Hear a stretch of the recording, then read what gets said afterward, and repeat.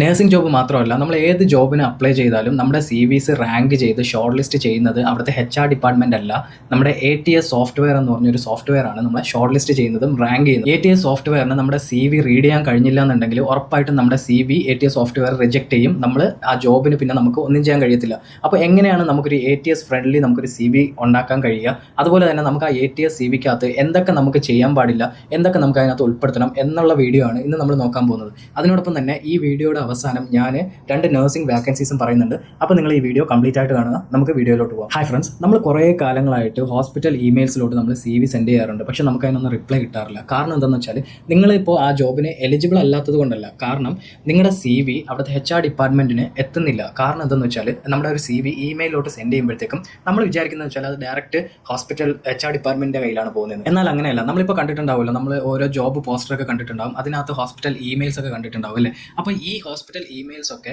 ATS സോഫ്റ്റ്വെയറുമായിട്ട് linked ആണ്. അപ്പോൾ നമ്മളിപ്പോൾ ഒരു CV ആ ഇമെയിലോട്ട് നമ്മൾ അപ്ലൈ ചെയ്ത് കഴിഞ്ഞാൽ അല്ലെങ്കിൽ സെൻഡ് ചെയ്ത് കഴിഞ്ഞാൽ ആ CV ഡയറക്റ്റ് ഈ ATS സോഫ്റ്റ്വെയറിനകത്തോട്ടാണ് പോകുന്നത്. ഈ ATS സോഫ്റ്റ്വെയറിനകത്തോട്ട് ഈ CV പോയി കഴിയുമ്പോഴത്തേക്കും ഈ ATS സോഫ്റ്റ്വെയർ നമ്മുടെ CVയെ അനലൈസ് ചെയ്യും, ഫിൽട്ടർ ചെയ്യും, റാങ്ക് ചെയ്യും. അപ്പോൾ ഇതൊക്കെ കഴിഞ്ഞിട്ട് നമ്മളിപ്പോൾ ഹൈ റാങ്ക് ഉണ്ടെങ്കിൽ മാത്രമേ നമ്മുടെ ഈ CV പിന്നെ അത് HR ഡിപ്പാർട്ട്മെന്റിന്റെ ഫോൾഡറിലേക്ക് പോവുള്ളൂ. എന്നാൽ മാത്രമേ HR ഡിപ്പാർട്ട്മെന്റ് അതിന്റെ ബാക്കി പ്രോസസ്സും ഇന്റർവ്യൂവും കാര്യങ്ങളൊക്കെ അറേഞ്ച് ചെയ്യുള്ളൂ. ഞാൻ കുറേ നേരമായിട്ട് ഇങ്ങനെ ATS സോഫ്റ്റ്വെയർ എന്ന് പറയുന്നുണ്ട്. അപ്പോൾ എന്താണ് ഈ ATS സോഫ്റ്റ്വെയർ? ATS സോഫ്റ്റ്വെയർ എന്ന് പറയുമ്പോഴത്തേക്കും ആപ്ലിക്കന്റ് ട്രാക്കിംഗ് സിസ്റ്റം എന്ന് പറഞ്ഞൊരു സോഫ്റ്റ്വെയർ ആണ് ATS സോഫ്റ്റ്വെയർ.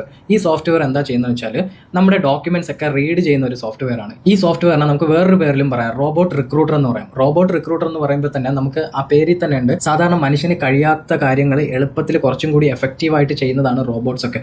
അപ്പോൾ റോബോട്ട് റിക്രൂട്ടർ ആയിട്ടാണ് ഈ ATS സോഫ്റ്റ്വെയറിനെ സാധാരണ പറയുന്നത്. ഇപ്പോൾ നമ്മളൊരു ജോബിന് അപ്ലൈ ചെയ്യുന്നതിന് മുന്നേ നമ്മൾ ആ ഒരു ജോബ് വാക്കൻസി കാണുമല്ലോ. ഇപ്പോൾ നമ്മൾ ചിലപ്പോൾ ഒരു ഫേസ്ബുക്ക് പോസ്റ്റ് വഴിയായിരിക്കും, ഇല്ലാന്നുണ്ടെങ്കിൽ നമ്മൾ ആ ഹോസ്പിറ്റലിൻ്റെ ഡയറക്റ്റ് വെബ്സൈറ്റ് വഴിയായിരിക്കും. നമ്മൾ എന്താ ചെയ്യണമെന്ന് വെച്ചാൽ, ഇപ്പോൾ ആ ജോബ് ഡിസ്ക്രിപ്ഷൻ ഉണ്ടാവും, ആ വാക്കൻസിയുടെ ഒരു ജോബ് ഡിസ്ക്രിപ്ഷൻ ഉണ്ടാവുമല്ലോ. അപ്പോൾ എന്തൊക്കെ റിക്വയർമെൻ്റ് ആണ് വേണ്ടത്, അപ്പോൾ ഏതൊക്കെ വാക്കൻസീസ് ആണ് ഇപ്പോൾ അവൈലബിൾ ആയിട്ടുള്ളത് എന്നൊക്കെ കുറച്ച് ഡിസ്ക്രിപ്ഷൻസ് ഉണ്ടാവും, അവർക്ക് എന്തൊക്കെ സ്കിൽസ് ആണ് വേണ്ടത് എന്നുള്ളതിനെ കുറിച്ചിട്ടൊക്കെ.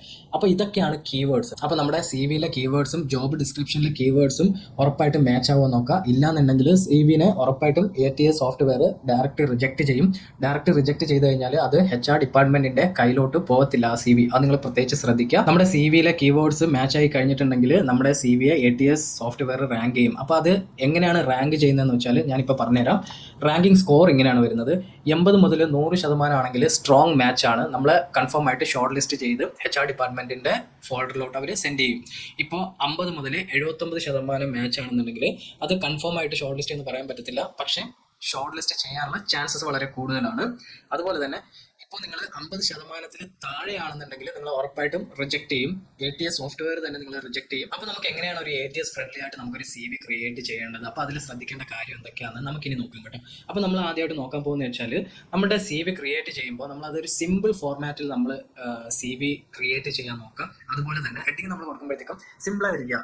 എക്സാമ്പിൾ എന്താണെന്ന് വെച്ചാൽ, ഇപ്പോൾ ഒരു എക്സ്പീരിയൻസ് എന്നൊരു ഹെഡിങ് കൊടുത്തു കഴിഞ്ഞാൽ സിമ്പിളായിട്ട് എക്സ്പീരിയൻസ് ഒരു സ്റ്റാൻഡേർഡ് ഫോണ്ടിൽ നമ്മളൊരു ഹെഡിങ് കൊടുക്കുക. അത് കഴിഞ്ഞതിന് ശേഷം നമ്മുടെ എക്സ്പീരിയൻസ് ക്ലിയർലി നമ്മൾ അതിൽ മെൻഷൻ ചെയ്യാൻ നോക്കുക. അതും സ്റ്റാൻഡേർഡ് ഫോണ്ടിൽ തന്നെ നമ്മൾ മെൻഷൻ ചെയ്യാൻ നോക്കുക. ടേബിൾസും കോളംസും ഇമേജസ് ഗ്രാഫ്സ് ഇതൊന്നും CVക്കകത്ത് നമ്മൾ ഇൻക്ലൂഡ് ചെയ്യാൻ പാടില്ല.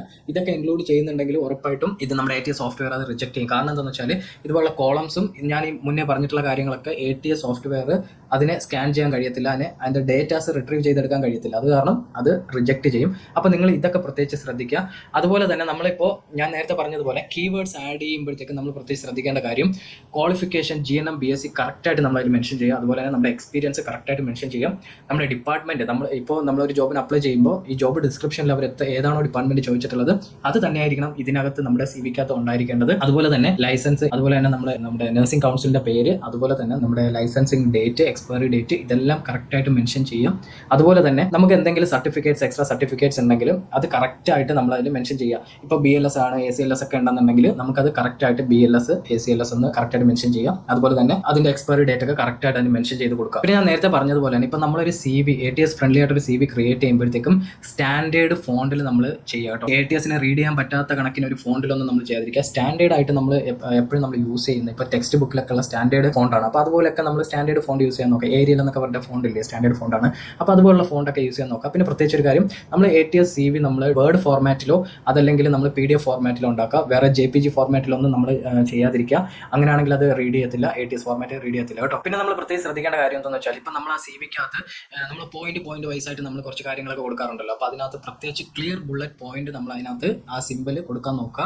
അത് പ്രത്യേകിച്ച് ശ്രദ്ധിക്കുക. പിന്നെ നമ്മൾ ഇതെല്ലാം ക്ലിയർ ആയിട്ട് കൊടുത്തു കഴിഞ്ഞിട്ട് പിന്നെ നമ്മുടെ ATS സോഫ്റ്റ്വെയർ റാങ്ക് ചെയ്ത് നമ്മൾ 80 to 100 വന്നു കഴിഞ്ഞാൽ, ഞാൻ നേരത്തെ പറഞ്ഞതുപോലെ HR ഡിപ്പാർട്ട്മെന്റിലോട്ട് ATS സോഫ്റ്റ്വെയർ ഓട്ടോമാറ്റിക്കലി നമ്മുടെ CV HRലോട്ട് സെൻഡ് ചെയ്യും. അത് സെൻഡ് ചെയ്ത് കഴിഞ്ഞാൽ പിന്നെ HR ബാക്കി ഇന്റർവ്യൂ പ്രോസസ്സിംഗ് ഒക്കെ അവർ ചെയ്യുന്നതായിരിക്കും കേട്ടോ. പിന്നെ പ്രത്യേകിച്ച് ശ്രദ്ധിക്കേണ്ട കാര്യം എന്ന് വെച്ചാൽ, ഇപ്പം നമുക്ക് റിപ്ലൈ വന്നില്ല എന്ന് പറഞ്ഞിട്ട് നമ്മൾ വീണ്ടും ഇപ്പോൾ ഡ്യൂപ്ലിക്കേറ്റ് CV സെൻഡ് ചെയ്ത് കഴിഞ്ഞാൽ, റിപ്പീറ്റഡ് ടൈമിൽ CVs സെൻഡ് ചെയ്ത് കഴിഞ്ഞാൽ, അത് ATS സോഫ്റ്റ്വെയർ നമ്മുടെ ഡ്യൂപ്ലിക്കേറ്റ് CVs ഓട്ടോമാറ്റിക്കായിട്ട് അത് ഡിലീറ്റ് ചെയ്ത് കളയുന്നതാണ്, അത് റിജക്ട് ചെയ്ത് കളയുന്നതാണ്. പിന്നെ നിങ്ങൾ ഇതിനകത്ത് പ്രത്യേകിച്ച് ശ്രദ്ധിക്കേണ്ട ഒരു കാര്യം വെച്ചാൽ, ഓട്ടോ റിജക്ഷൻ വരുന്ന കുറച്ച് കാര്യങ്ങളുണ്ട്. അത് എന്തൊക്കെയാണെന്ന് വെച്ചാൽ, മിസ്സിംഗ് ഇമ്പോർട്ടൻറ്റ് ഡേറ്റ്സ്, അത് നമുക്ക് റിജക്ഷൻ വരാനുള്ള ചാൻസ് ഉണ്ട്. അതുപോലെ തന്നെ നോ ജോബ് ടൈറ്റിൽസ്, നമ്മൾ ജോബ് ടൈറ്റിൽസ് ഒന്നും അതിനകത്ത് കൊടുത്തിട്ടില്ല എന്നുണ്ടെങ്കിൽ അത് റിജക്ഷൻ വരാം.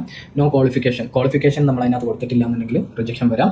പിന്നെ അൺറെക്കഗ്നൈസ്ഡ് ഫയൽ ടൈപ്പ്, നമ്മുടെ ഫയൽ ടൈപ്പ് ഇപ്പോൾ വേർഡ് ആണോ PDF ആണെന്നുണ്ടെങ്കിൽ അത് ഓട്ടോമാറ്റിക്കലി റെക്കഗ്നൈസ് ചെയ്യും. നമ്മുടെ ഫയൽ റെക്കഗ്നൈസ് ചെയ്യാൻ പറ്റുന്നില്ല എന്നുണ്ടെങ്കിൽ അതും റിജക്ഷന് ചാൻസസ് വളരെ കൂടുതലാണ്. അപ്പോൾ ഇത്രയും കാര്യങ്ങൾ നിങ്ങൾ ATS ഫ്രണ്ട്ലി ഒരു CV ക്രിയേറ്റ് ചെയ്യുമ്പോൾ ശ്രദ്ധിച്ചു കഴിഞ്ഞാൽ ഉറപ്പായിട്ടും നിങ്ങളുടെ CVs ഷോർട്ട് ലിസ്റ്റഡ് ആകും, ഉറപ്പാണ്. ഇത് ഞാൻ ഓൾറെഡി പറഞ്ഞല്ലോ, ഇതൊരു റോബോട്ട് റിക്രൂട്ടറാണ് ഇത് ചെയ്യുന്നത്, ഇത് നമ്മുടെ ഒരു മാനുവലി അല്ല ഇത് ചെയ്യുന്നത്. അപ്പോൾ ഇത് ഓൾറെഡി ഡേറ്റാസ് അനലൈസ് ചെയ്യുന്നതാണ്. അപ്പോൾ നമ്മൾ ആ കീവേഡ്സ് വെച്ചിട്ടാണ് ഈ കാര്യങ്ങളൊക്കെ ചെയ്യുന്നത്.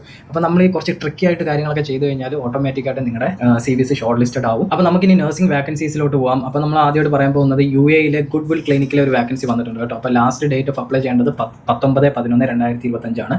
രജിസ്റ്റേർഡ് നഴ്സസ് ഫീമെയിൽസിനാണ് അവർ ചോദിച്ചിട്ടുള്ളത്. DHA എലിജിബിലിറ്റി ലെറ്റർ ഉണ്ടായിരിക്കണം. അതുപോലെ തന്നെ നമുക്ക് ഹിന്ദി അല്ലെങ്കിൽ ഉറുദു സ്പീക്ക് ചെയ്യാൻ അറിയാമെന്നുണ്ടെങ്കിൽ അതിന് പ്രത്യേകിച്ച് പ്രിഫറൻസ് കിട്ടുന്നുണ്ട്. ഇപ്പോൾ ഈ ജോബ് അപ്ലൈ ചെയ്യാൻ ആഗ്രഹിക്കുന്ന നഴ്സാണെന്നുണ്ടെങ്കിൽ ഇതിൻ്റെ ഇമെയിൽ അഡ്രസ്സ് ഞാൻ എൻ്റെ ഡിസ്ക്രിപ്ഷനിൽ കൊടുക്കുന്നുണ്ടാവും, നിങ്ങൾ അപ്ലൈ ചെയ്യുക കേട്ടോ. പ്രത്യേകം ശ്രദ്ധിക്കുക, നിങ്ങൾ ATS ഫോർമാറ്റിൽ ഞാൻ പറഞ്ഞതുപോലെ CV നിങ്ങൾ ക്രിയേറ്റ് ചെയ്ത് അപ്ലൈ ചെയ്യാൻ നോക്കുക. ഏത് ജോബിനായിക്കോട്ടെ നിങ്ങൾ ഈ സെയിം ഫോർമാറ്റിൽ CV ഉണ്ടാക്കി അയക്കാൻ നോക്കുക കേട്ടോ. രണ്ടാമത്തെ വേക്കൻസി എന്ന് പറയുമ്പോഴത്തേക്കും ബുർജിൽ അൽ ദാന ഹോസ്പിറ്റലിലെ ഒരു വേക്കൻസിയാണ് കേട്ടോ. അസിസ്റ്റന്റ് നഴ്സ്, അതുപോലെ തന്നെ പ്രാക്ടിക്കൽ നഴ്സ് OPD ആണ് ചോദിച്ചിട്ടുള്ളത്. നിങ്ങൾക്കിപ്പോൾ DOH ലൈസൻസ് ഉണ്ടെങ്കിൽ അപ്ലൈ ചെയ്യാം. അതുപോലെ തന്നെ നിങ്ങൾക്ക് DOH നിങ്ങൾ പാസ് ആണെന്നുണ്ടെങ്കിൽ നിങ്ങൾക്ക് അപ്ലൈ ചെയ്യാം. അതുമല്ലാന്നുണ്ടെങ്കിൽ നിങ്ങൾക്കിപ്പോൾ DHA ലൈസൻസ് ഉണ്ടെങ്കിലും നിങ്ങൾക്ക് ഇത് അപ്ലൈ ചെയ്യാവുന്നതാണ് കേട്ടോ. അപ്പോൾ ഇത്രയാണ് നമ്മുടെ നഴ്സിംഗ് വാക്കൻസീസ്.